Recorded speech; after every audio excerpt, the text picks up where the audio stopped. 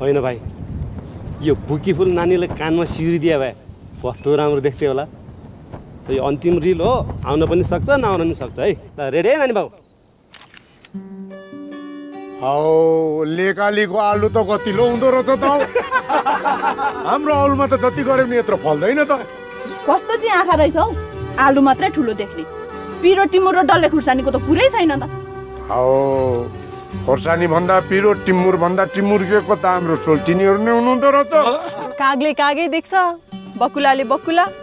अब तपाईँहरूले के देख्नुभयो त्यो भनिराख्नु नपर्ला है।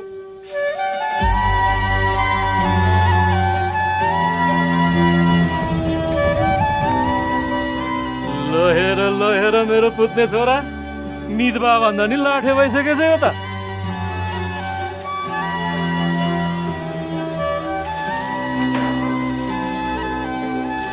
आलुको सोल्टी लेक चढेछ। लेकको हावाले त उडाउँछ है सोल्टी। तिर्खा लाग्यो भने भन है, जाँड छानिदिन्छु। हाम्रोमा चाहिँ यस्तै खालको बिगौती पाइन्छ है दाजु।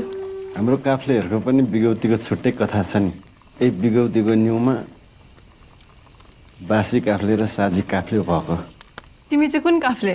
गाई भने सानो दुध दिन्छ मानो, खानु कि नखानु, मागेरै लानु नसक्नेसँग जानु कि नजानु, धन सुक्यो रातले फकाउँछ काफले, जानु कि नजानु, धन सुक्यो रातले फकाउँछ काफले, जानु कि नजानु।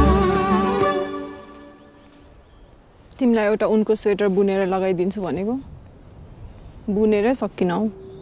अनि भइगयो नि त, कति न कहिले नै भेट्न हुने जस्तो।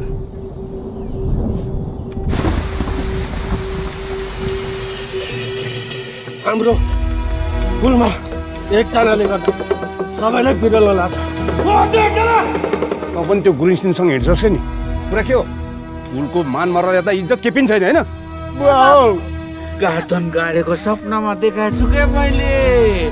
तेरो बाउको च्याप खोलेर च्याप बनाइदिन्छु।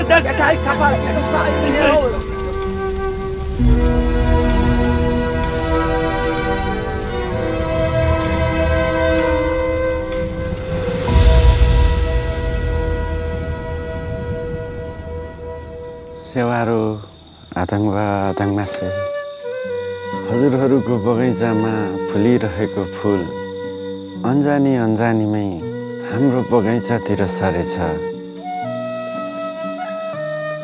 एक रङ्गी थियो बहुरङ्गी भएछ, अनि पो सुन्दर भएछ। हामीले स्वीकार गरेन भने कहाँ पो जान्छ यिनीहरू?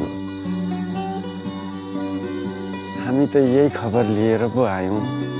सेवारो अदङ्बा अदङ्बासे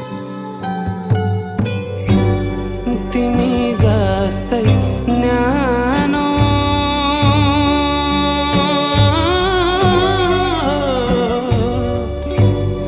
तिमी जस्तै